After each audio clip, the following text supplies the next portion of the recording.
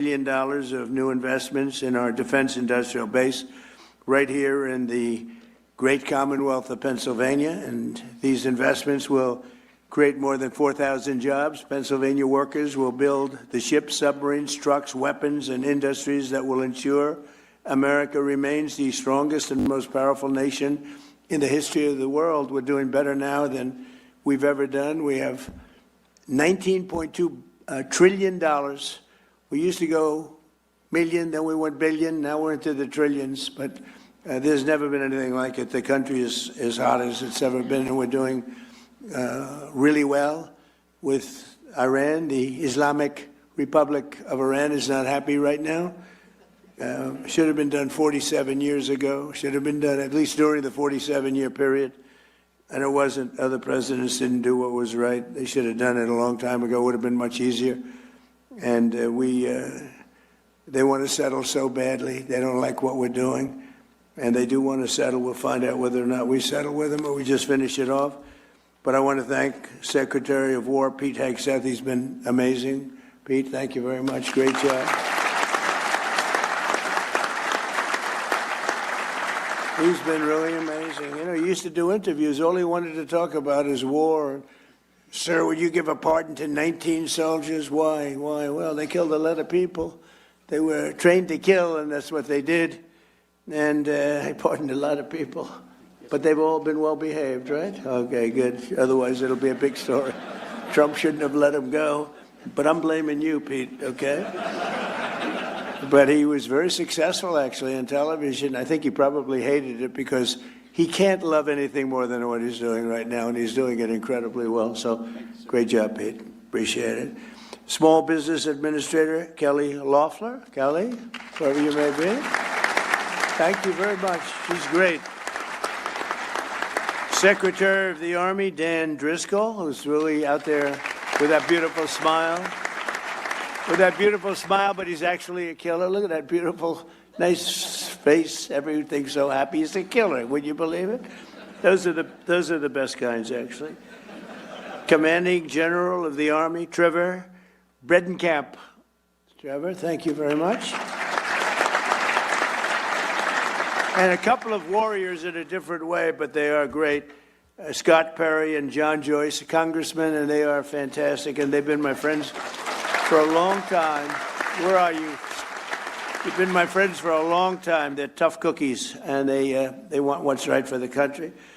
Thanks as well to your amazing state treasurer, Stacey Garrity, who is running for governor, and I'm telling you, this guy Shapiro is totally overrated. I watched him the other night doing a speech, and he does not have what it takes. Maybe he'll win, and he's expected to win, but I hear things about Stacey, and I'm hearing some poll numbers that are very good, but Shapiro is, he doesn't have what it takes. Now, people think that's a horrible statement to make, but that's the way politics is. That's the way it is. I tell the truth. Attorney General David Sunday. David, thank you very much. Great job, I hear. And probably the most important person in the room is Senator McCormick's wife, Dina. I mean, I know Dina. Dina worked for me for 4 years. She worked for me. I know her almost as well as David, hopefully not quite as well. But Dina has been, she's been amazing, and she's gotten a very nice position as the president of Meta, working with a very good guy. So a lot of good people, but one in particular, so good luck, and doing a fantastic job. Thank you. She was great. She worked in the administration, first term, and she was fantastic. We also have a big name, a very big name, a very brilliant name, somebody who's done, I guess, in the history, I'll make enemies when I say this, but I shouldn't because I think it's true. Jamie Dimon is maybe the greatest banker in this country in many, many decades. So, CEO of J.P. Morgan Chase. Thank you, Jamie. The president of General Dynamics, Danny Deep. And, you know, they make the greatest submarine in the world. They just have to make them faster. Danny, will you please make them faster? That's true with all of the munitions people, actually. Faster. We need a little more speed. We have the best quality in the world, but we need a little more speed. The president of Hanwha Defense USA, Michael Coulter. Thank you, Michael. out there. The president and total boss of Boeing, that's Kelly Ortberg, who's a terrific guy. I think he just gave me the award for being the salesman he started of the year. I said, that's not the year. Then he said, what about the decade? Nope, much more than that. So it's the salesman in the history of Boeing. I have sold more Boeing planes, over 1,000, and nobody comes close. You know what I got for that? Nothing. I get nothing. Now, if I was in the private sector, I'd say I want a piece of the company for that, right? But Kelly, you've done a great job. You're bringing it really back, and you're up to 44 planes now. At 44, they're producing the planes at a very rapid rate, and Kelly has done a tremendous job. President of Northrop Grumman, Kathy Warden, showed us a plane that I like a lot. President of Lockheed Martin, Jim Takelet. Jim, thank you very much. Thank you, Jim. Good job you're doing. President and COO of Blackstone, a friend of mine from the real estate wars. He was a brilliant guy. I always said, this guy's always there first. What's with him? John Gray, he's a real estate genius, and other geniuses. Now real estate, he doesn't even have to participate, he said, but you've done a great job, and say hello to you-know-who. He's a tremendous guy. He's been a big help. Steve has been a big help. Co-chairman of TWG Global, Thomas Tull. Thank you, Thomas. CEO of Divergent Technologies, Lucas Zinger. I just saw some of their technology. It's amazing. I saw some of those things backstage. You don't want to talk about them. They're pretty amazing. CEO of EQT, Toby Rice. Thank you, Toby. President of North America's Building Trades Unions. He's the most powerful man in the room. It's Dina for the women, and it's this guy for the men, Sean McGarvey. Thanks. Thanks, Sean. Sean McGarvey, good guy, too. And the founder of Valor Equity Partners, Antonio Gracious, and he's somebody highly respected by everybody, including my family, my kids, and also helped us tremendously working at the early stages of the administration with costs, because we inherited a cost mess, and he was fantastic, and I want to thank him, and Elon too. Elon did a fantastic job. This year we're celebrating the 250th anniversary of American freedom, and no state has been more central to protecting that freedom than the Commonwealth of Pennsylvania. Pennsylvania is where America declared its independence, where George Washington crossed to Delaware, where the Union was saved by the heroes of Gettysburg. What a war that was when you read about it. And where Pennsylvania workers poured the iron and steel that won 2 world wars and won lots of other things in addition.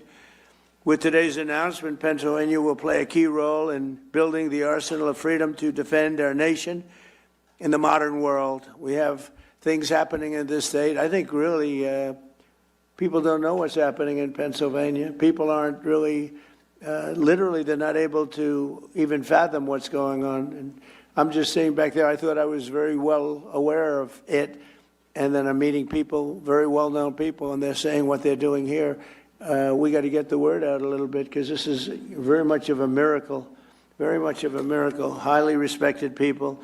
The talent and innovation in this room will keep America safe for many years to come. They are very advanced, the most advanced equipment anywhere in the world. Under the Trump administration, we've invested a record $1 trillion in the United States military, and next year, I'm proud to say, and Pete, we have to get moving on this, $1.5 trillion we're going up to, and we need it. It's all made in the USA, so it's not, as Sean, it's not fully a cost, it's cost. We got to take something, but it's called jobs, and when you think of it that way. But 1.5, I built the military in my first term, and I used it in my second term, and as you know, Venezuela was actually 48 minutes, but let's call it 1 day. And we've paid for the cost of that war 50 times over, more than 50 times over already. And they've been great, the people from Venezuela. The leadership has been fantastic, and we're working with them, and the big oil companies are moving in. They've made more money for themselves in the last few months than they made in the history of the country. And it's just it's being properly run. They have oil. They have so much oil. You find the oil there, Pete, you just look down on the ground and you say, oh, That's oil. Just drill it. There's very few places that have anything like that. But we have a great relationship with the leadership. We've worked with them very closely, and we're bringing all the big American companies in, and it's been very much of a miracle. Millions and millions of barrels a day. The spirit of our armed forces is the highest it's ever been, with every branch setting records for recruitment. And I will tell you, during the campaign, when I was running against Kamala, she had no clue, but Joe had no clue either. That's why they got him out of there. I had to run against two people. Everyone else runs against one person. You do well. Joe wasn't doing too well. He was down like 28 points. So they said, let's replace him. That's like replacing a fighter. You're doing great against the guy. I said, let's put somebody else in. Fortunately, she wasn't much better than he was. And somebody said she's leading in the polls. That's not possible. But if she is, that's fine. You know, you got to go out. You got to win. But what's happened with the election, this was an amazing election. Think of it. We won every swing state. We won the popular vote by a lot. We won 82%, 87% of the counties in America. That's a big one. We won the Electoral College. We won everything. But all 7 swing states, the big thing was, could anybody ever win all 7? We won all 7 swing states, and we won them by a lot. So it was a great, great achievement. But when it came to joining the military, we had vacancies, empties. We had a situation that actually it was remedied largely, Pete, I think on November 5th when we won. It was even before we took office. It was remedied to a certain extent, and when we took office. So now we have overflow crowds trying to get into the military, and that includes our policemen, our firemen, anybody with a uniform on. They were very ashamed of our country, and now they're very proud of our country. And we're setting recruitment records like we've never had before. In fact, it's a great time if you want to expand the military a little bit. It wouldn't be bad because we have unbelievable, talented, in good shape, in unbelievably good shape. You know, we had something pass in the United States Supreme Court. It was called merit, and nobody thought that was going to happen. I didn't think it was going to happen, actually. We were trying to get it. And everything now in our country, again, is based on merit. Getting into colleges is based on merit. When you have somebody with great boards, great marks, all A pluses and A's and the highest board marks, and then doesn't get it because somebody with far less capability gets in, it's nasty, but it's, you know, our country was built on greatness, and it was based on success. It was based on merit. And now we have that, and that includes the military. And the people that we have in this military, you can send most of them to Hollywood, and they could become like movie stars. They are unbelievable, and you saw that in Venezuela. I met them backstage, and these are people that are. It's a whole different ballgame. So I just want to thank everybody. That was a decision. That was a tough decision to make. And it took courage to make that decision. Nobody thought that was going to be made, but they gave us back our beautiful merit system, and now the best people get into the best positions. They get into the best schools. They get into the military. We actually have strong people going into the military now as opposed to people that aren't strong or that shouldn't be there. And it's like, I call it central casting. Washington, D.C., we're using the military in there, and our crime rate's down 92%, and it's gone from an unsafe city to one of the safest cities, the capital, one of the safest cities anywhere in the country. Restaurants are booming. The restaurants were all closing. People were afraid to go to a restaurant. We took out over 5,000 criminals. We got them out of here. We got them, sent them back to their country. Many of them came through the Biden open borders, which was insanity. We got them out of this country, and we did a real job in Washington, D.C., and I will say Memphis is a similar kind of a thing, a little bit. We started it a little bit later, but they're down in crime 78%. And New Orleans, Louisiana, the governor called me up, Jeff Landry, great guy. He called me and he said, we have a problem. We have the Mardi Gras coming up, and this place is loaded up with crime. And we sent in the National Guard and others, and it was the safest, that is on record, the safest Mardi Gras on record. They've never had anything like it. He called me two days later. He said, I've never seen anything like it. it's a terrible expression. He said nobody was killed. Well, that doesn't sound so good to say, frankly, in one way, but in another way, many people would be killed during Mardi Gras consistently, and now it was the safest they've had, he said, in 67 years, so it's pretty good. But we're going out for the $1.5 trillion this year, and I think we're going to be able to get it. And we're going to get it because we have so much money coming in. The tariffs have made this country so rich, and they've made this country so competitive. In order to not pay tariffs, people are coming out and they're leaving Mexico, and they're leaving. In fact, it was just announced that Toyota is leaving Mexico. Toyota is going to build one of the largest plants in the world, car plants in the world, in Texas. But many, many companies, they left us and they went to Mexico, Canada, Japan, Germany. They went all over the place, South Korea. They're all pouring back. The car plants, the AI plants, are all coming back. If they don't, they have to pay taxes. The chips, we had this ridiculous CHIPS Act where you give billions of dollars to a company and they didn't even know what the hell to do with it. You give them billions of dollars, they say they're going to build. Nobody knew what to do with it. And of course, the standards were so high. If you weren't transgender, as an example, you didn't qualify. So they get the money, they'd hire, they'd look all over for transgender people to run the company, large portions. They couldn't find them. They weren't into the chip-making business, I guess, right? They had other things on their mind. But this was the Biden fools, those idiots that almost destroyed our country. But we're also reasserting the fundamental truth: to be a strong nation, you must be a manufacturing nation, manufacturing jobs. When you see these plants start to open, so we're building now at a record that we've never even, I don't think any country's ever approached this record. Again, we have $19.2 trillion being invested, and there's never been anything like it. You go back years and years, and it's China had the record with $3 trillion, and we're at $19.2 trillion. There's never been anything like it. These are going to be starting to open in 6 or 7 months. I mean, it's unfair because, you know, whoever the next president is going to be sitting up here someday and say, what a great job I did. What a great job. I did the greatest job, Jamie. He's going to be talking about what a brilliant president he is. And I'll be home and I'll be saying, that son of a gun. Because we did the job. We did the job. And we're clearing every obstacle to building the defense industrial base. And so many people, I was shaking hands backstage, they just came up and they said, we couldn't even function 2 years ago in this country. We couldn't get anything built. We couldn't get approvals. We couldn't do anything. And now we cannot imagine the change. They said 5 or 6 of the people building defense-oriented things, they said, we have no idea how this has happened to this extent. He said, we look forward to going to work. We get our approvals fast. We came up with a concept like on AI and other things that are big. Rather than going to our old, very old and fragile grid, we maintain it, but it's old and not up to date.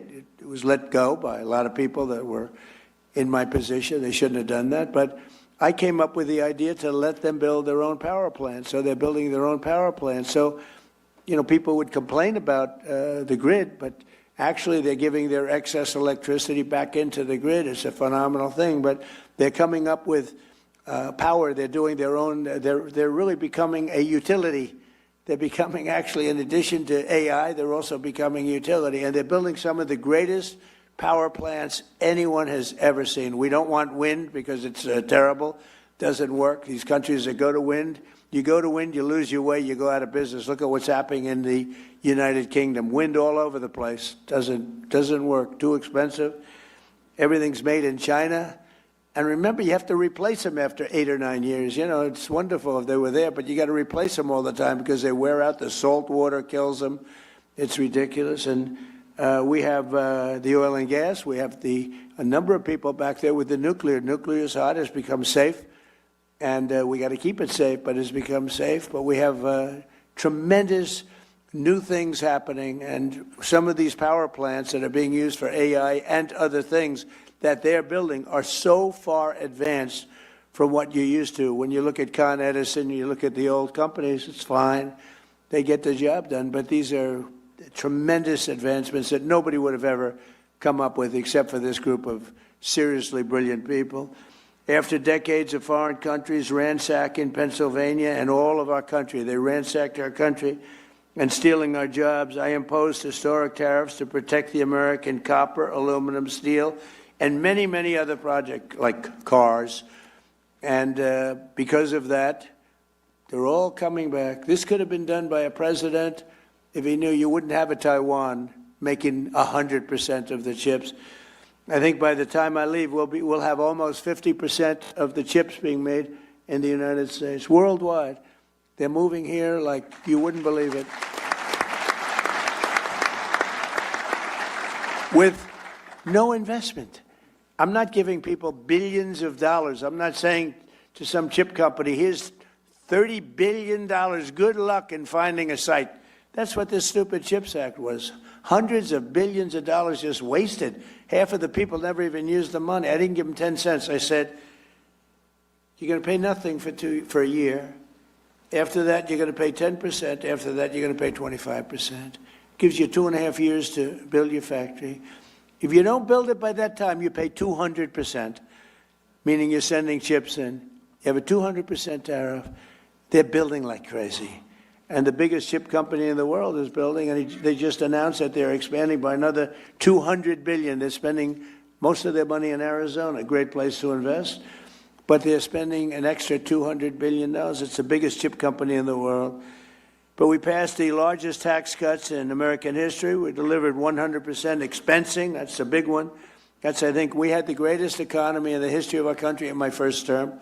We then got hit with COVID, but even including COVID, we did a great job in COVID. We never got credit for it, but every country was ripped apart by that disaster.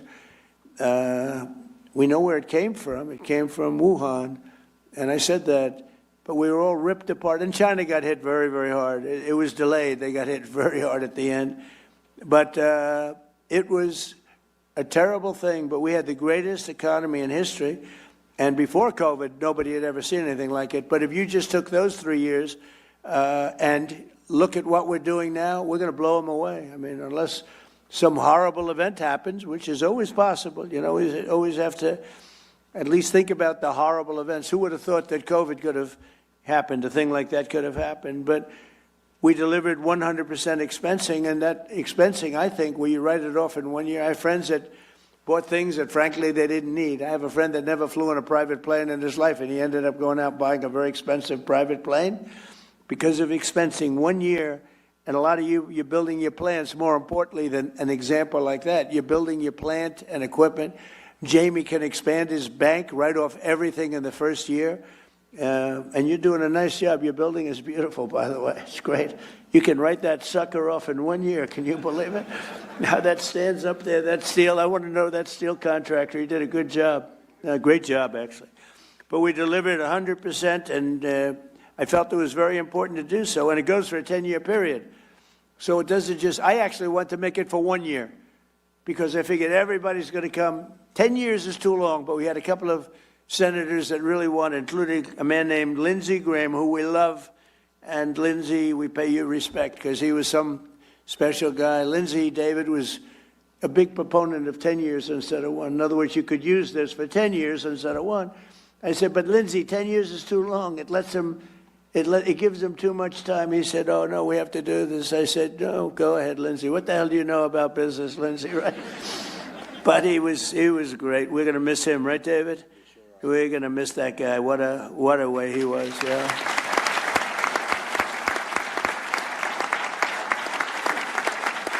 You know, he's a guy, I'm just thinking, he's a guy that some people you don't appreciate until they're not here, right? And you just saw all the quality that he had. He got things done.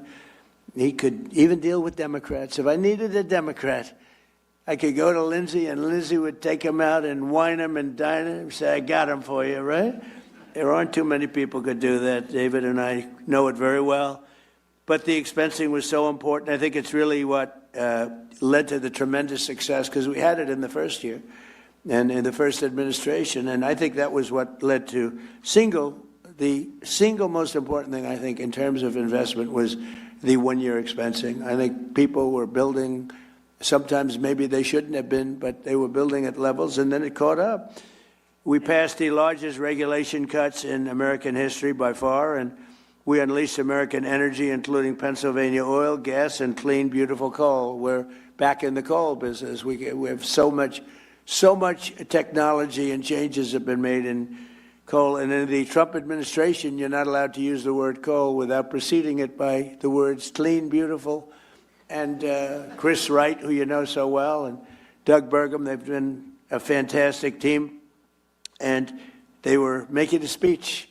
And I said, nobody can say coal without preceding it with clean, beautiful. But this whole speech was on coal. And they kept saying, clean, beautiful coal, clean, beautiful coal. And I said, okay, it's enough. You know, but it is. It's and look, I hate to say it, but it's what China uses. They're building now 58 massive coal plants. And, they're responsible for building the windmills. And I said, how many windmills are they building in terms of using on their land? John, I want to know, if you see any, let us know. They got coal plants all over the place, but they build the windmills. But the only one they have that I know of is one that they want to use. They use it. They don't use it in terms of energy. They showed people, look how beautiful this is, as those poor suckers buy those windmills and lose their ass. But it's a terrible form of energy, most expensive form of energy.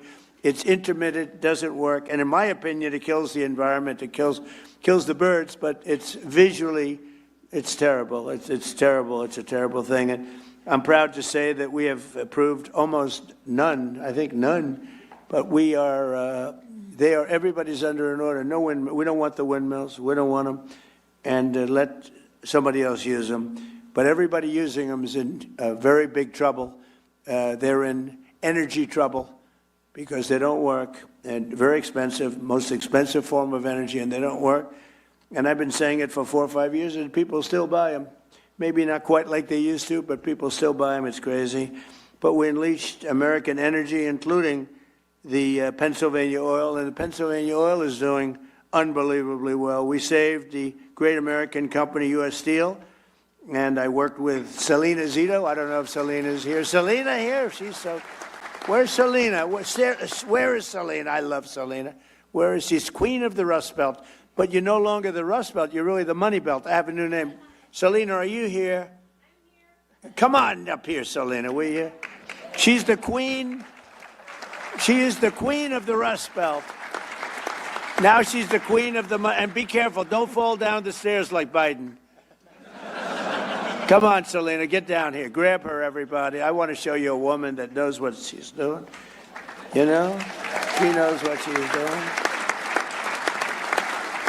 I had no idea she'd be here, but anything having to do with Pennsylvania, any of these great states, she's around. Well, Selena, I want to thank you. You're really a talent. That's only because she writes so well about me. If she wrote badly, I'd say, get her the hell out of here. Selena, thank you, honey, very much. We appreciate it. Really amazing person. Thank you. No, she loved this area. She loved the people, and she saw it going to hell. And she knew more about it than anybody else. And she also knew it had more potential because of the people. And she would write about it like nobody would believe. And she's one of the top writers in the country. And I hate to say that she writes for the Washington Post. But she's one of her many outlets. I hate to mention that, but she's done a phenomenal job of explaining what's going on. And she really just believed in the area, but she believed in the people of the area. They're incredible. You're going to find all of you geniuses that are building your plants. You got the best people in the world working here. So just to finish up, we did more in terms of regulation cuts by 5 times, 6 times, and even in some cases, depending on the way you look at it, 7 times than any other president. We delivered no tax on tips, no tax on overtime, and no tax on Social Security. And we're building a beautiful military complex and a ballroom combination at the White House, and they were working on Saturday and Sunday, partially Sunday. And I went and visited a couple of hundred men that were working round the clock. It was Saturday night, late, very late, 11 o'clock in the evening. And I said, you're so lucky I'm president because there's no tax on overtime. Think of it. They're making a lot of money, and there's no tax on overtime. But there's no tax on tips, no tax on Social Security. And that's been good. And the other thing we did, which seems simple but never done before, when you buy an automobile, some people have to pay and they have to go and borrow money from a bank. You're allowed to deduct the interest payment from your income taxes, and that's a big deal, but only if the car is made in America. So that's been great. So all of these things have added up to a level that we're booming. The country is booming, and we'll have Iran defeated soon. They'll be defeated very soon.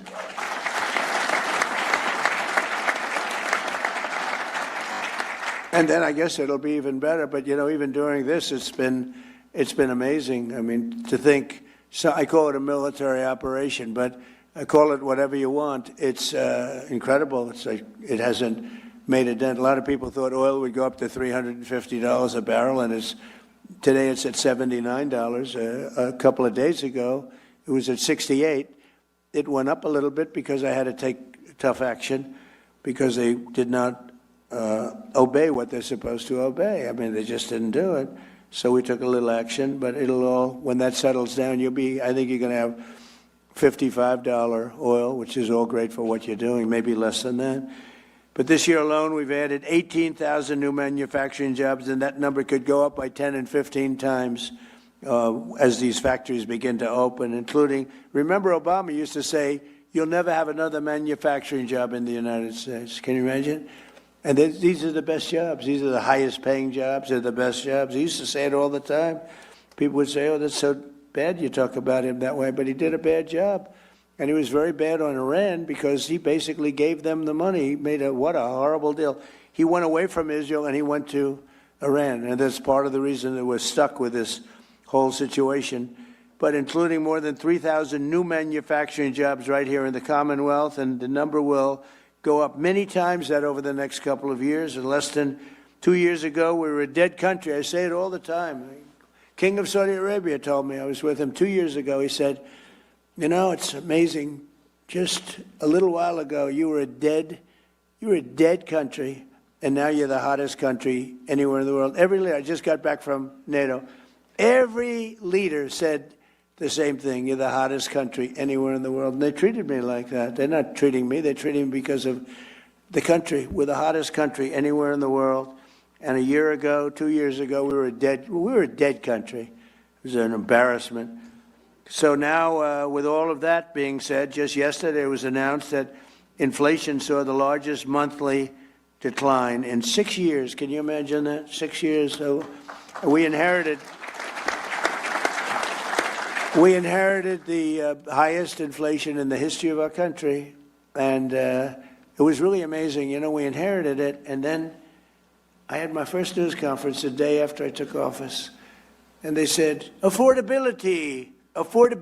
They go, that's a fake word that they use. They caused the affordability problem. It's called high prices. They came up with this word. They're good at coming up with words, but we came up with a good word, too. They're Democrats, dumb. You take the B out. Most people don't know that dumb has a B, okay? But the U replaces the E, and you have a Democrat. And I just don't understand, because their policy is so dumb, what they've done to this country and what they will do to the country. If we don't win the midterms or win the election, everything that I'm talking about, you can just write it off, because it'll revert back to open borders. It'll revert back to ridiculous high interest rates. And again, we should have the lowest interest rate of any country anywhere in the world, because we make them all sing.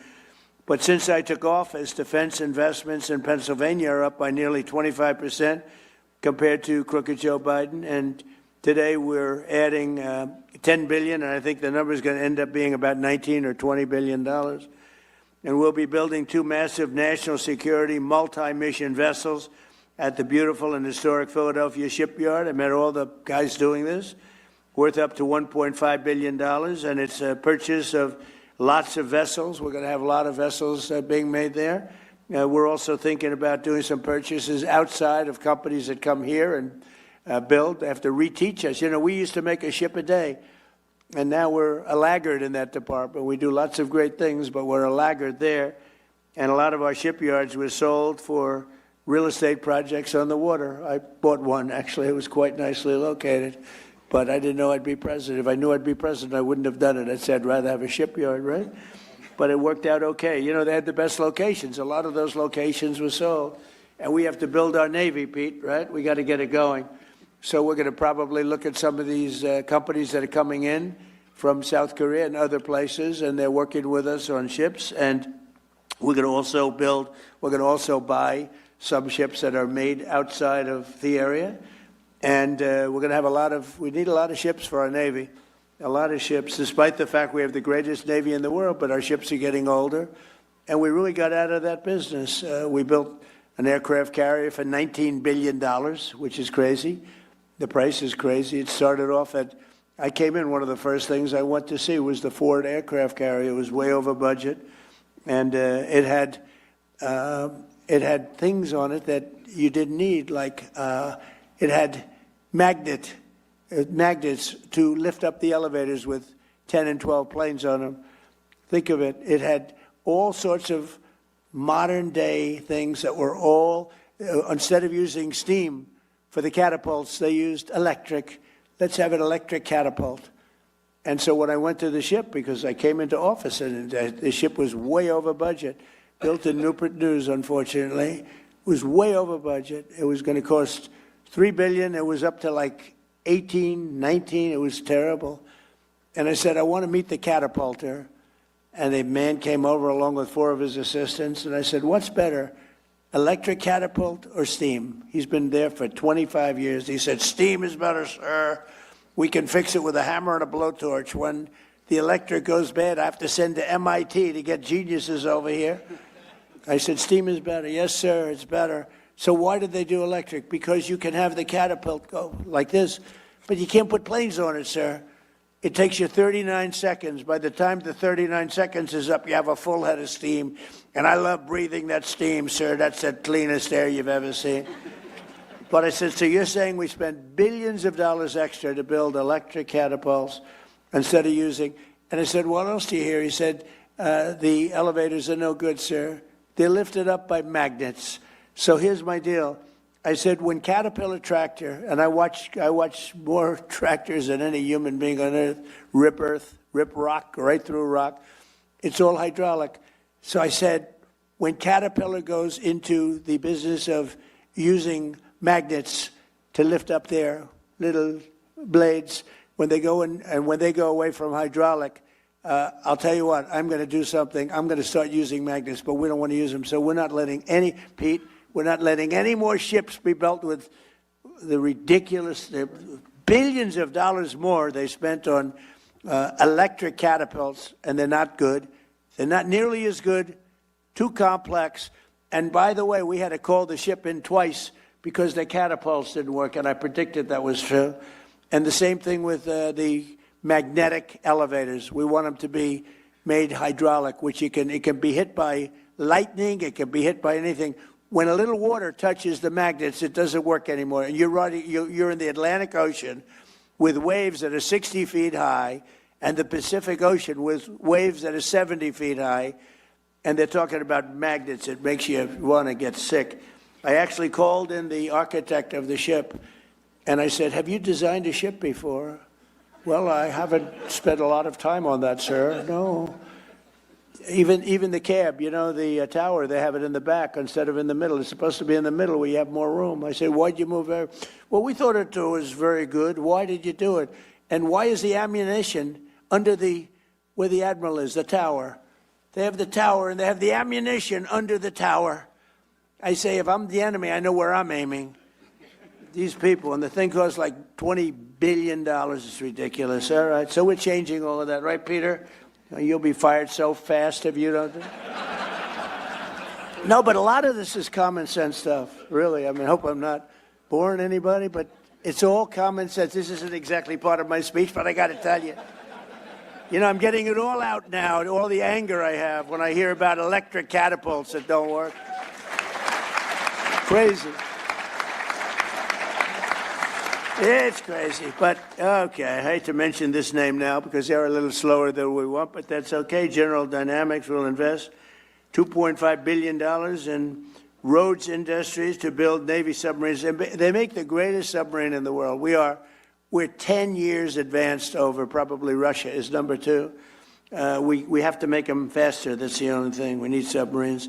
but they make a great product. In all the cases, we make, if you look at the Patriot missile, if you look at the Tomahawk, which is the offensive, if you look at all of the things, they're better. We have to make them faster. That's the only thing. And Dan, you got to get them going a little bit, right? We have to make them faster. And Pete and I have meetings with them every month, and they're all building new plant and equipment. Boeing is building it. I see, Kelly, a lot of them, 4 of them, and it's very important. So this massive new investment by General Dynamics is going to create right here 1,500 new jobs. The munitions firm Day and Zimmerman in Philadelphia will provide $2.3 billion worth of operations, maintenance, and support to the Hawthorne Army Depot.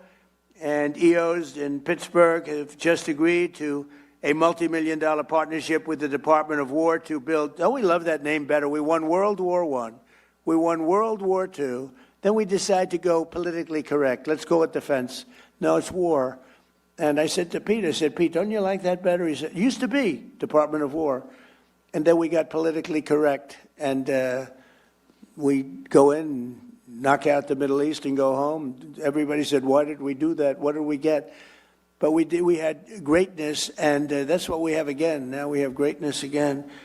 As an example, Venezuela. Where'd you have it? When was the last time you heard that you had a war and you paid for it 50 times over? We have wars or we lose money. We have wars, we blow up something and we leave, and everybody said, what was the purpose of that? Nobody can answer the question. We don't do that anymore. But EOS in Pittsburgh just agreed to a multi-million-dollar partnership with the Department of War to build energy storage technology in support of our Golden Dome missile defense shield. We're building a Golden Dome over our country, and it's going to be a very effective one. We had 111 missiles shot a few weeks ago by our lovely friends from Iran. They were aimed at the Abraham Lincoln, which is a beautiful aircraft carrier, by the way. The SS Abraham Lincoln, 111 in a short period of time. Out of the 111 missiles shot, 111 missiles were knocked into the sea easily. Think of that.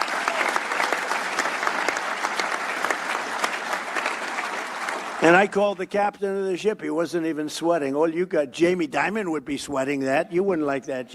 We have a different kind of strength, Jamie, right? We don't have that. But think of it. 111 missiles are coming at you. And he's drinking his coffee, taking it easy. And one after another, we have the greatest people, most importantly, but we have the greatest equipment anywhere in the world. There's nothing like it. 5 years ago, 6 years ago, I would imagine you couldn't even think about a thing like that happening. The JWF Industries is expanding its Windber facility and anticipating over $500 million in new contracts to build new vehicles, weapons, and components, and they make great stuff. Voyager Technologies will be investing hundreds of millions of dollars in turning Pittsburgh into an international robotics and space technology hub. And the robotics is so important because, again, we have the most people working right now in the United States than ever before. We need manpower and woman power. The AI software company Air will be spending $450 million to expand their Pittsburgh office, and Carnegie Robotics in Pittsburgh will have the chance to produce hundreds of millions of dollars worth of autonomous technology for the United States Army and its vehicles. The Firepoint Energy in Tunnelton will be investing at least $170 million in pilot program to convert coal waste into jet fuel, electrical power, and critical minerals. And I hope you're going to do magnets. Somebody out there, I hope you're all brilliant people. Magnets. Do magnets, okay? I'll tell you how to make money. Do magnets. You're doing a lot of great stuff. Do magnets. Because one thing we don't have, but we're getting close, but do magnets. So I hope John Gray is listening to me so he can give him a couple of bucks and go into the magnet business. I guarantee it's going to be a success. It's one thing we don't, for some reason, it's not complex, not hard. We have the material. For some reason, they just don't, they don't do it. We need magnets. So one of you companies out there, go out, I'll teach you how to make money. Just do it. Companies like Adelon, Kratos, Advanced Cooling Technologies, Sphere Brake Defense, JP Morgan Chase, and Q Intel, among many others, will be expanding their investments all across the Commonwealth of Pennsylvania. In addition, the defense subsidiary of the legendary Pennsylvania company, Mack Trucks. Oh, I met him the other day. Where's Mr. Mack Truck? Where the hell are you? He was great, making a beautiful, thank you very much, making a beautiful truck. He's trying to sell 15,000 of them to us, 15. I said, how many are you looking to sell? Sir, 15,000. I thought he said 15 because it's a big, beautiful truck. I made a speech 2-3 weeks ago, and they had a sample of the truck right behind where I spoke. It made me look very small, sort of like Dukakis, remember, in the tank? I said, get that truck the hell out of here. I immediately thought of Dukakis with the helmet and the massive helmet, the massive tank, and you didn't even see him. That was not good. He went down 20 points after that. So I said, get that truck out. But the truck was amazing, actually. But I said, how many? He said 15,000. I thought he said 15. So I said, he's going to sell 15. That's a lot of trucks. He said, no, actually 15,000, sir. So, but it's a beautiful truck, and I think he's got a good shot at doing it. And he'll be building $222 million worth of powerful new vehicles for our military already in a different truck. And Mack Truck is doing really well, and they've been great. And because we're here in Pennsylvania, where State Trooper Michael Farrow was killed just 2 weeks ago by an illegal alien operating a semi-truck on a commercial driver's license, which he should never have had. He was here illegally, came in through Biden. Today, I'm making one more important announcement. My administration will soon take historic action to get illegal alien truck drivers who are just killing a lot of people. They can't read signs. Many of them are on drugs or alcohol, and they shouldn't be driving these things. And they came in totally illegally, and we don't want them, but they are driving all over American roadways, and we're going to replace them with proud American veterans. We're going to take our veterans, we're going to teach them a lot about driving trucks, and in many cases they know. We're going to say any American who's driven a heavy truck for our military will automatically be eligible for a commercial driver's license. So we're going to get them taken care of. And the radical left is very much opposed to that, but it doesn't matter what they want because we're the ones that are running it. And just to finish, I want to thank our great Speaker of the House, Mike Johnson. He's fantastic, that man. And the House Budget Chairman, Jody Arrington, for launching an effort to get the Save America Act passed, including it's so basic, voter photo ID, identification, proof of citizenship, and hopefully no corrupt mail-in ballots. We'll have exceptions for the military. We'll have exceptions for disability, for people that are not feeling well, or for people that are on vacation or anything. We're going to make it very easy. But the mail-in ballots, you see what happens in California. The vote still isn't counted. Can you believe it? It's like, 6 weeks? The vote still isn't counted. But the kid really, he was Spencer Pratt. I don't know Spencer Pratt. He came to the White House and saw me. But Spencer Pratt was an automatic lock, and he didn't make it. There was a little thing, Dina. They said, well, Spencer's falling behind a woman that nobody ever heard of. He's falling behind. No, it's very corrupt. And they were going to do that to Steve Hilton, too. And I had the U.S. attorney, did a great job. He started an investigation. They said, Steve Hilton is starting to fall badly behind. And I said, that doesn't mean falling behind. That means cheating is going on. This is 2 weeks after the election. So I got the U.S. attorney involved, and like 20 minutes after they made that statement, they said, Steve Hilton just made the runoff. These are crooked people. These are crooked people. The whole thing is terrible. But along with our incredible farmers and funding for our troops, so we're getting a tremendous amount of funding for our farmers, and we take care of our troops. We got them a great pay raise. But I support those efforts, and we're cheering them on. And the actions that we've announced today will create thousands of new Pennsylvania jobs, and they'll make our entire nation stronger and more prosperous than ever before. We have the strongest nation that we've ever had. We have the most successful nation that we've ever had. We've never had a thing happen. So many people, the biggest people came, financial people said, well, sir, I've been in business for 35 years. One gentleman, he looked like a young man, but he said 35 years, so he blew it. But he said, I've been in business for 35 years. I've never seen anything like what's happening right now. I'll bet Jamie would say that. I'll bet John would say that. There's never been a period of time like this. So I want to thank, again, Senator McCormick once again for this incredible get-together, but really, much more importantly, for the outstanding work that he's doing as a senator. He's an incredible person. And Pennsylvania has never had a greater warrior at the U.S. Senate than Dave McCormick, and it's an honor to be with you all, and we're going to do things that nobody would believe. If you go back 2 years when we were a failing nation, nobody would believe that we could be doing business and we could be even safety. The lowest murder number since 1900. Think of that. The lowest number since 1900, 125 years ago.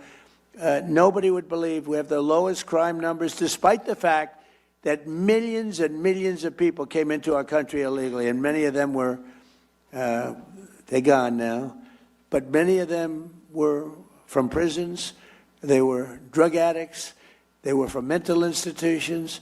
We have the lowest crime numbers we've had in decades and the lowest murder number in 125 years. So it's really been amazing. And David, I'll give it to you. I'll turn it out, but it's just an honor. I'm with so many people that I respect so much. I don't know all of you. I know many of you through reputation, through reading, but you're an amazing group of people, and you really are making our country great. Thank you very much. Thank you, Mr. President.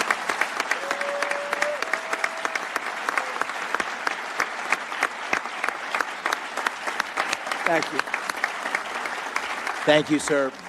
We are so honored to have you here. I know you've got a special love for Pennsylvania, and Pennsylvania has a special love for you. And this is all about your vision of peace through strength. And what's happening here at this summit is really all the people we need in the room, the prime contractors, the energy leaders, the emergent technologies, the leaders in labor, the leaders in finance, all the team that needs to be in place to implement your vision. So if it's all right with you, what I'd like to do is turn to the Secretary of War, let him make some remarks, and then draw in some of the business leaders we have here. And I'll say the one little story is when I was on the campaign trail with the president, one time I walked off the stage and he said, you know what I like about you? He said, you don't talk too much. He said, you don't go on and on. There was somebody else there, I won't say who it was, he was going on and on. He goes, keep it short. And so we'll all keep it short. Thank you, Mr. President.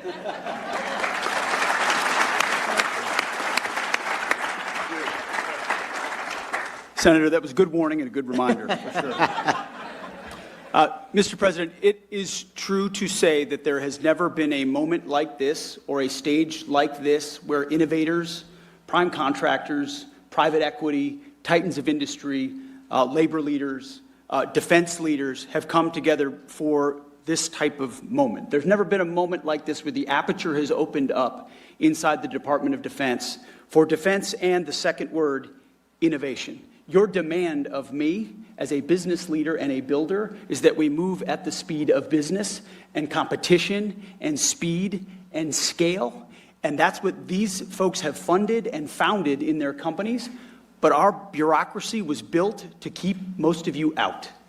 And we've been waging a war of attrition against the Pentagon bureaucracy to open up the aperture and make sure competition and speed and innovation and commercial options have a seat at the table. Not just great prime contractors who've been there for a long time, but many of our great companies that make many of our best systems started to look a lot more like the government than they looked like business.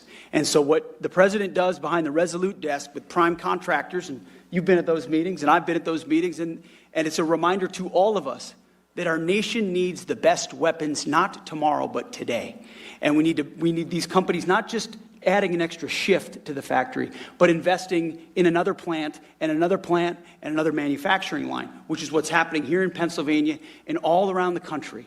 So when you talk about the arsenal of freedom, this is only something that a builder-in-chief could unleash, and you're doing it, sir, on American manufacturing and our industrial base across the country in energy.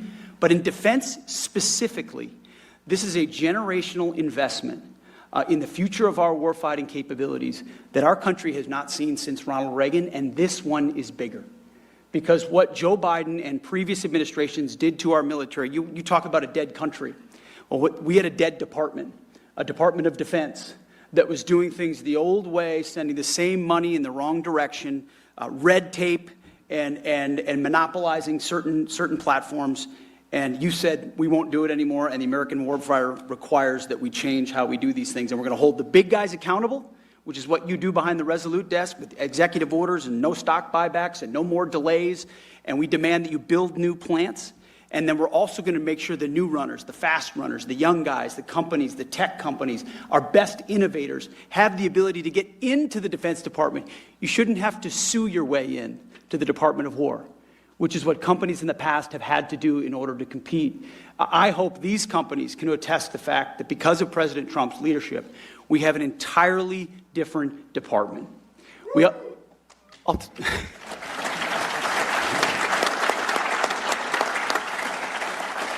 And it's important because we're at an entirely different moment. Not only do we have near-peer adversaries with historic military buildups, but we're at a step-change moment.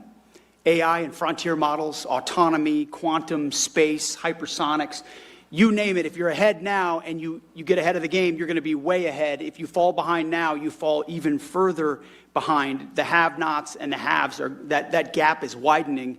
President Trump sees the moment and is investing in it in our department, but across government, to make sure the 21st century is an American century. But he's demanding that we do it differently. We do it in a fiscally responsible way. We audit our department.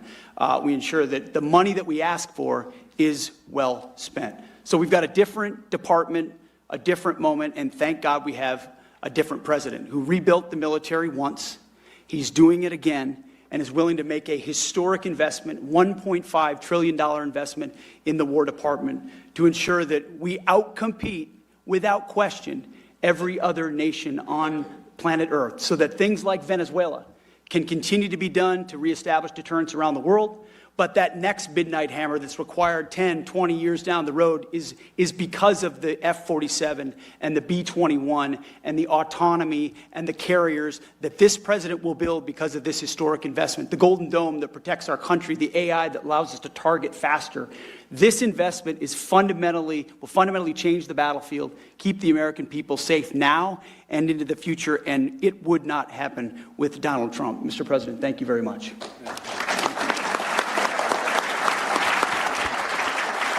Thank you, Mr. Secretary. Thanks for everything you're doing.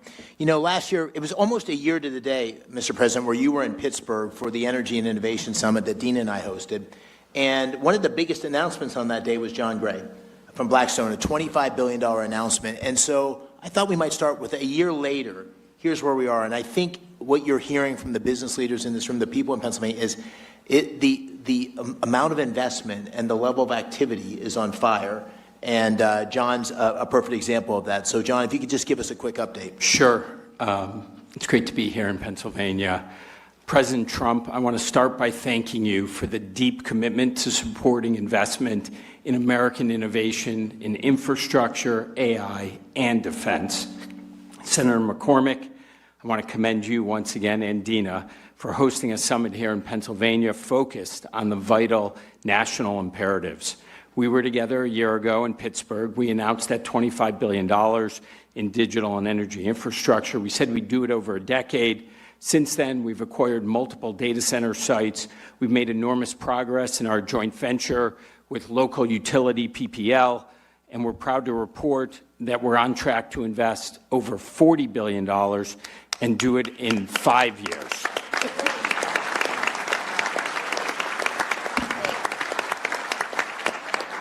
50% higher, 50% less time, not bad. These investments will create nearly 20,000 good-paying construction and permanent jobs, deliver meaningful benefits to communities, and help ensure that America stays at the forefront of the AI race. This would not have happened without the conference that you and the President hosted last year. We also got tremendous support from the governor in terms of infrastructure development. Everybody loves to complain that things are not working in the United States. Well, in Pennsylvania, they're working the way the founders intended 250 years ago. So congratulations to all of you.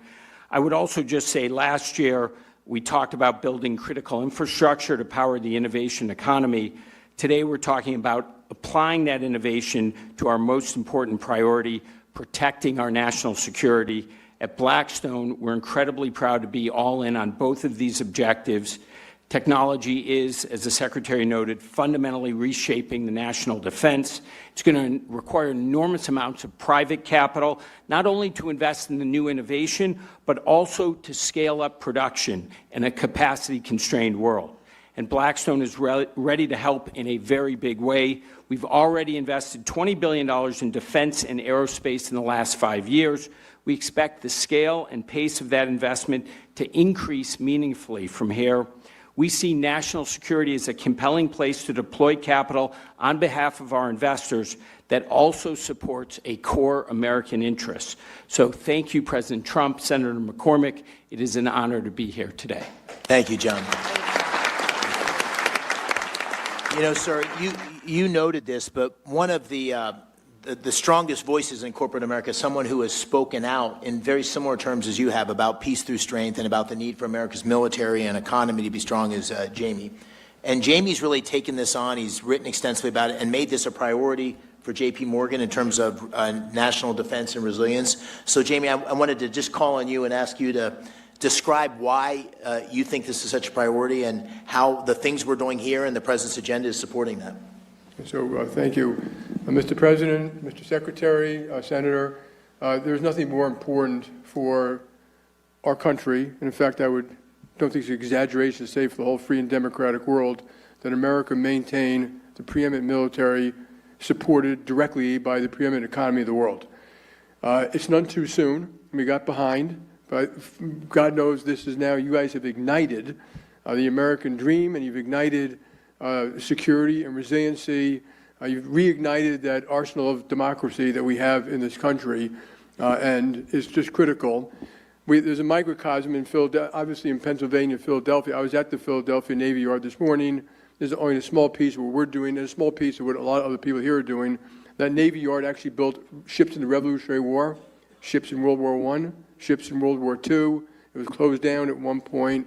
But the local government and the federal government have reopened it up. You now have ships that are going to be built there by Hanwha, a Korean company, and Rhodes Industries. They're both adding 400 or 500 jobs. People should remember when they add those jobs, there are another 5,000 jobs to be added to support it. A lot of small vendors, contractors, et cetera. And we're also helping, very importantly, to ignite that American dream part, is to get the kids, whether older or younger, whatever their backgrounds, were trained. And there's a school there, partially by Hanwha and partially by the government, to train welders. These welders get paid while they're in an apprenticeship. They get health care while they're in an apprenticeship. When they graduate, I think after 16 weeks or something like that, they make $80,000 a year. That is the American dream. They go on and buy a house, get married, have a family, et cetera. And this is one small effort, and that's one microcosm. We need to do this around the nation, in fact, to help some of the other nations around the world, friends and allies, do the best they can to rebuild some of their militaries. So my hats are off. I applaud everyone in this room who's helped with this effort. There's nothing more important to leave this world safe for our children. Mr. President, thank you. Thank you. Thanks, Jamie. I know you know Jim Takelet well from Lockheed. A small fun fact, so when Lieutenant McCormick got on the plane to deploy for the Gulf War, Captain Takelet was the pilot of the plane out of Pope Air Force Base in North Carolina. And so we've known each other, I guess we got to know each other over the last decade or so. But Jim and all the major primes have big operations in Pennsylvania. And Jim, I think you have an announcement even today that I was unaware of until earlier today, which is great news. So please give us a quick update on what you're doing in PA. Definitely, Senator. Remember that thing he said to me about short. First of all, Mr. President, thank you for inspiring all of us to get together at an event like this. Secretary Hegseth, really appreciate your driving the acquisition transformation that is very much needed, as you just described. And Senator, this is an amazing gathering for organizing it. You and Dina, really, we all owe you our thanks, so I appreciate doing that. So I was born and raised on the north side of Pittsburgh. My dad was a Boilermaker. And if I could have welded a straight bead and passed his test, Sean, I'd probably be in Boilermakers Local 154 in Pittsburgh right now. But it worked out that I'm here today with you. And people like my dad from Pennsylvania, the workers that we have in this state, are why we have 5,000 employees here already. And what we're going to announce today is in our Archbald, Pennsylvania plant, where we make missile components for air defense missiles, sir. We're going to add another 700 jobs. We're going to double the size of the plant, invest $60 million, and add 160,000 square feet to that plant, doubling its size.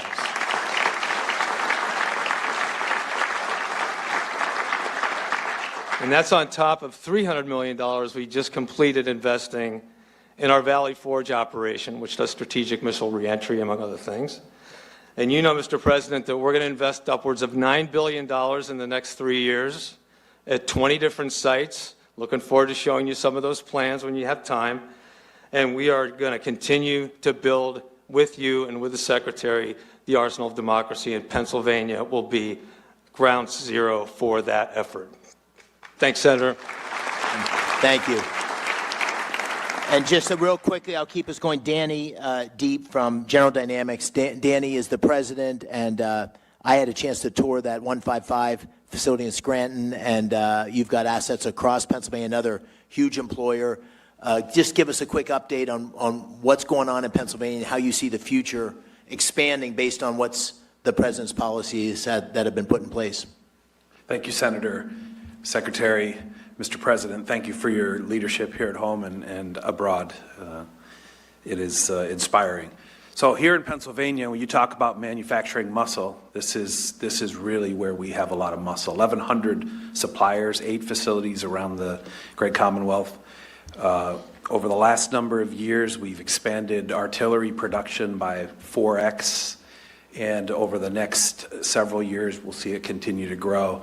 You mentioned Rhodes Industries and that $2.5 billion award. Let me give you a little bit on Rhodes Industries because it's a great story. This is a multi-generation company with family ownership, and they keep their promises. And now they have 10 years to look forward and add resources. Their workforce will increase by 5x. And they're expanding, and we're doing that all over the state with all of these 1,100 suppliers. And thank you for your leadership to do that. And we're committed to deliver Virginia-class and Columbia, and that's what Rhodes is going to work on. And we don't make aircraft carriers.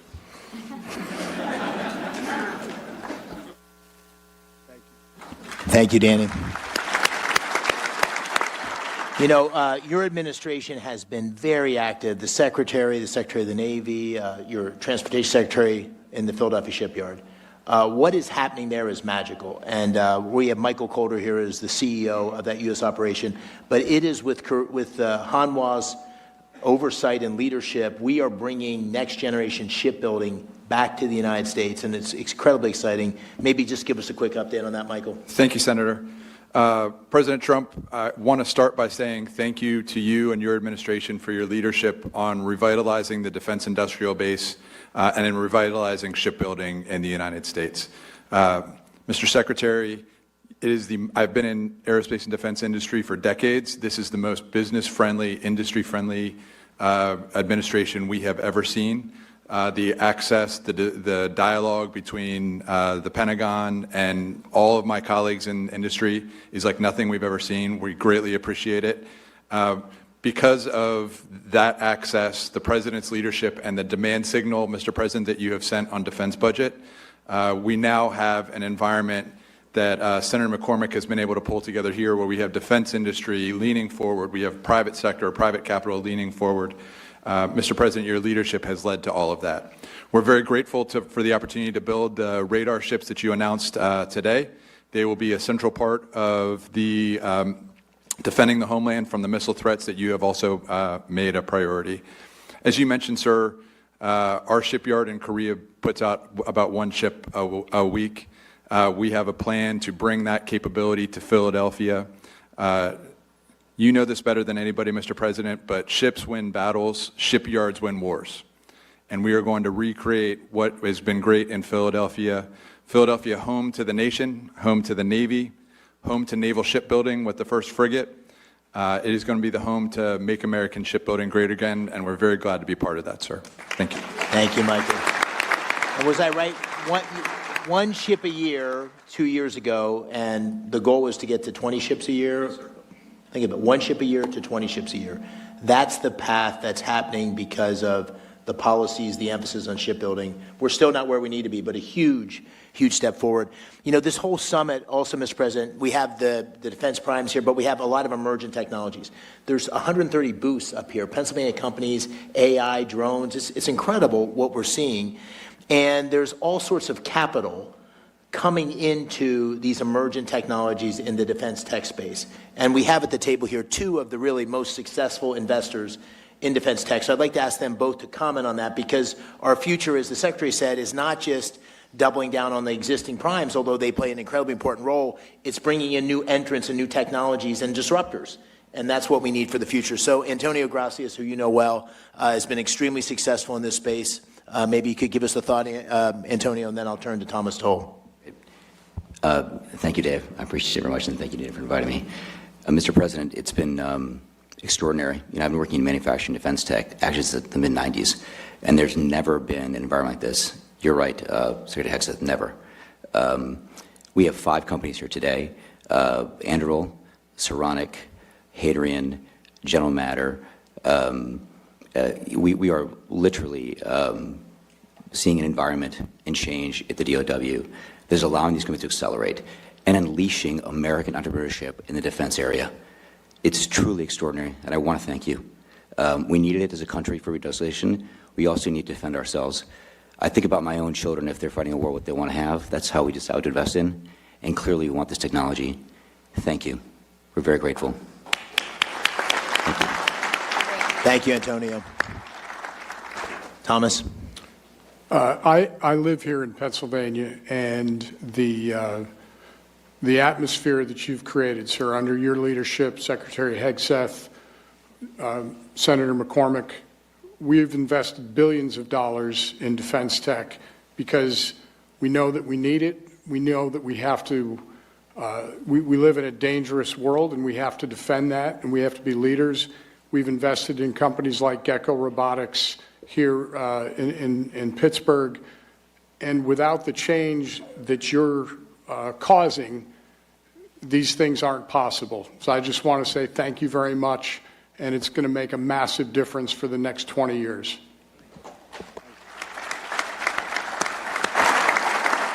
You know, Mr. President, one of the things that you talked about constantly on the campaign trail, and that I tried to talk about as well, and that you've been focused on like a laser, is jobs. And what's happening here in Pennsylvania is that if you go to talk to any manufacturer or any job site, they can't get the skilled workers they need because there's so much new investment and activity going in. So we need to take advantage of this moment and build the workforce. In Pennsylvania, we have an incredibly skilled workforce. As I said earlier, we have 190,000 people that work in the defense industry. We hope that number is going to double over the next 5 or 10 years. But one thing I think we can all agree on is the American dream is going to be pursued and captured by creating these great paying jobs for the next generation of folks. And you know, Sean McGarvey, who has become a friend, I called him during the campaign, and he didn't think you or I was going to win. And we bet a steak dinner, and he ended up losing on that steak dinner, and has been a great ally in terms of what we need to do for our workforce to be successful. So, Sean, maybe you could say a few words, what you're seeing and what the workforce of the future needs to look like. Well, thank you, Senator, Mr. Secretary, Mr. President, and the President knows, you know, my business better than I know my business. We've been in the workforce development business when it comes to construction skills for 100+ years. We have 1,600 training centers across the United States. We spend $3 billion of our own money every year. We don't need any money from anybody in the audience, anybody on the podium, the federal government. We got our own. We have 21,000 instructors. We have 300,000 plus people in our programs right now, registered apprenticeship, and we can ramp that up to 1 million. So we can meet the needs of this industry and the other industries, the tech industry, the power generation industry. But what we need is deals, and we need deals way further up the pipeline when other decisions are being made. Our members, you know, have historically been just great patriots in this country, whether it was World War I, World War II, entering the Seabees to build the airstrips and the bases across the world, the Manhattan Project, building Oak Ridge, Savannah River, you name it, and still working in those facilities today, all the way up to COVID. When we had to keep hospitals open, build temporary morgues, it was the members of the building trades that stepped up and did it. So we believe that highly skilled craft workers are a national security issue, and we are prepared to meet any needs necessary right here in Pennsylvania for Senator McCormick or for anybody across this country, and we appreciate the opportunity to do so for our country, Mr. President. Thank you. Thank you, Sean. Thanks for the great support for everything you've done on our workforce. Mr. President, I think I might ask the Secretary, Dan Driscoll, to make a few remarks and maybe close on that. I just want to say this has been an extraordinary event in the Army and the Army War College, which you're here, the fourth president in America's history to visit here since the Revolutionary War, the Carlisle Arsenal, the Army War College, and the Army's been extraordinary. So, Mr. Secretary, first of all, thank you to General Bradenkamp and everybody that made this possible. But maybe give you a word, and I'll close and then turn to the President. Mr. President, Secretary of War Hegseth, your leadership, what it's fundamentally done for the people in my life every day, the American soldier, is you have unleashed them to do what they joined the Army to do, to be ready to fight and win our nation's wars. And we had gotten in their way for the last 30 and 40 years. We had not let all of these entrepreneurs come get in the mud with them and help them change what they could use to fight. And it is because of you, Secretary, and you, Mr. President, that all of the regulatory nonsense has been knocked out of the way. And I think if you talk to any of the soldiers, sir, on your way to the helicopter, what they will tell you is the last 18 months have looked nothing like most of their careers. And that is because all of you on this stage and everyone out in the audience. So thank you so much for being here.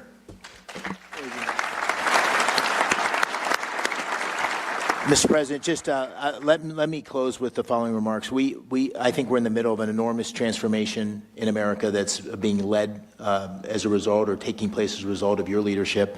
The defense industrial base, making sure our military is ready to take on these many challenges we see and evolves in a way that's able to ensure that we are going to remain the greatest military in the world.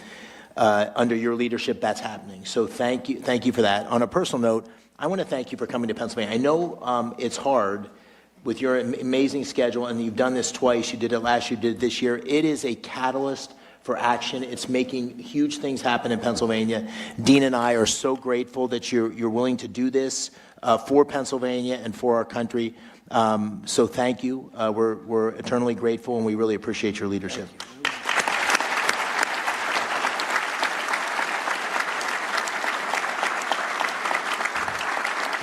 Sir, would you like the final word? Well, I just want to say thank you all very much. This is an honor that I won't forget, and I appreciate your saying I've been here twice, which is pretty much maxed out once a year, but I'll be here again next year for you. Thank you. Thank you. All very much. Ladies and gentlemen, the 45th and 47th President of the United States, thank you.